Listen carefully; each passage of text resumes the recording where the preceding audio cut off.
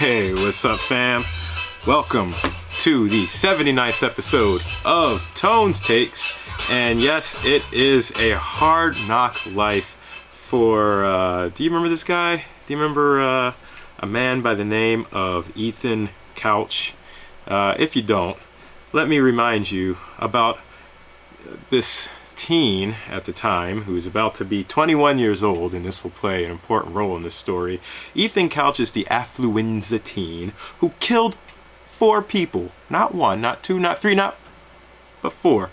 4 people in a car crash. And he, in a few weeks, is going to be freed from jail. Now, perhaps you don't know what affluenza means. Let me just remind you, there's a Newsweek article that talks all about this. Basically, affluenza is a symptom, sounds like influenza. It's a symptom where a child or person is not able to determine right from wrong because of his or her wealthy upbringing.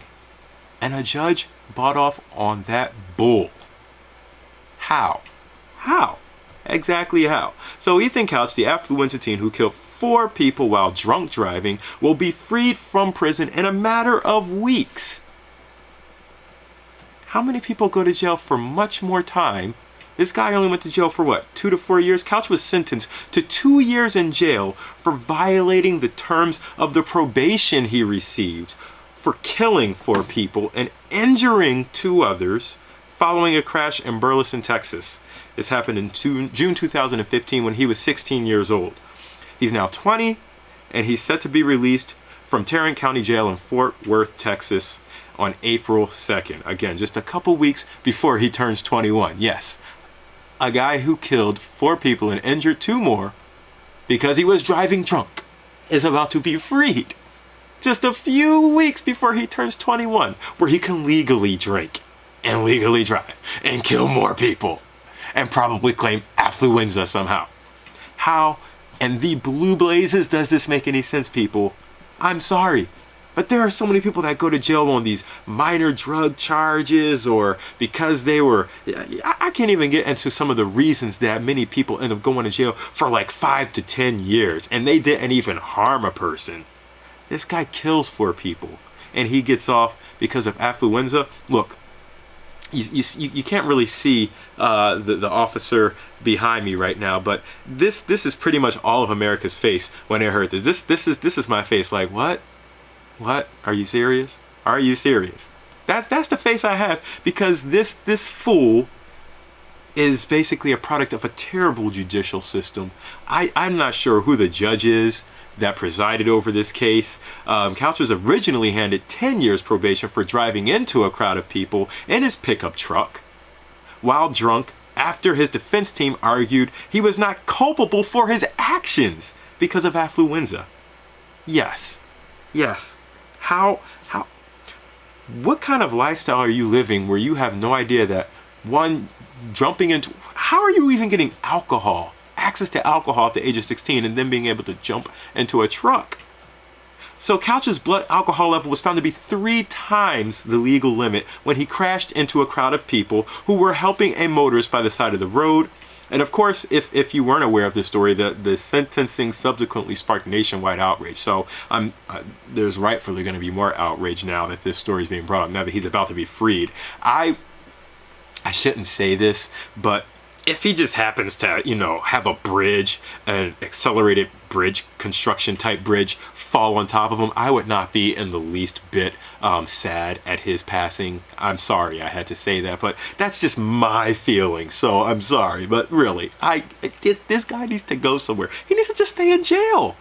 Really, seriously, he should not be freed under any circumstances. So, as part of his probation conditions, Couch was ordered to stay away from alcohol. Yeah, because as a 16-year-old, you should be near alcohol in the first place.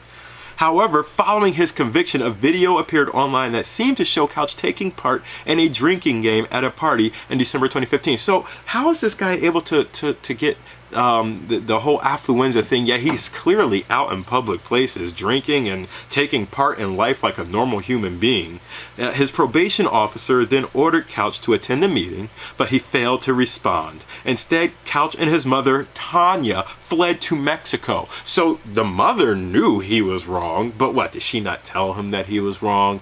I'm really not understanding exactly how he was raised like this. The pair were eventually tracked down several months later in the town of Puerto Vallarta, Mexico. Couch was later arrested and his case transferred to the adult court system. On April 2016, he was sentenced to 2 years in jail after Judge Wayne Salvin ordered he serve 4 consecutive 100-day sentences for each of the people he killed in 2013. Yes, each of those 4 people that he killed were only worth 180 days spent in jail.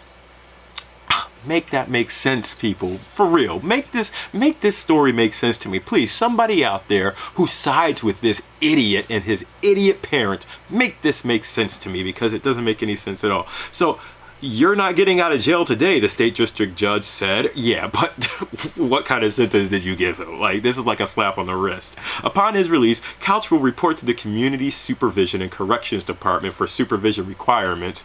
David McClellan from the Tarrant County Sheriff's Office told the Dallas News he will just be a few days short of his 21st birthday when he is freed. And meanwhile, his mother, Tanya Couch, is currently awaiting trial on charges of hindering apprehension of a felon and money laundering after fleeing to Mexico with her son in 2015, and she is currently free on bond. So, if you're in Texas and you're 16 years old, please, by all means, get as drunk as you want and live life to the fullest. YOLO, my friends, because if you get the right judge, you will get off for free. Just spend a few years in jail and maybe some probation after that. It does not matter. Look, we talk about all these things about guns and everything else and how these kids are living life without consequences, and yet our justice system allows things like this to happen. We have stricter rules on killing babies than we do on killing human beings. I shouldn't say babies, killing unborn human beings than we do on actual lives. This is ridiculous to me. So again, I'm going to end it right there because this story is just getting me way too heated, especially for a Tuesday. I'm just going to chill out, and I will see you all tomorrow. Jay-Z, Hard Not Like, take me out, please. Thank you. Peace out, y'all. This is ridiculous. Absolutely ridiculous.